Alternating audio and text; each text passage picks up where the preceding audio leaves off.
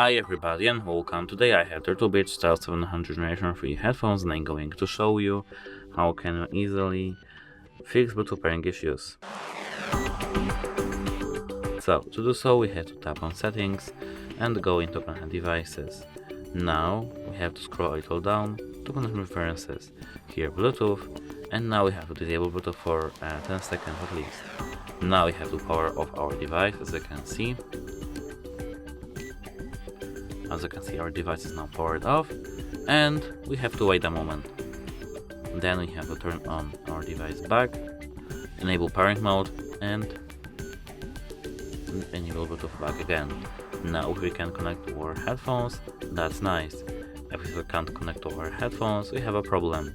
We have to do a hard reset. To do a hard reset, you have to check on our channel.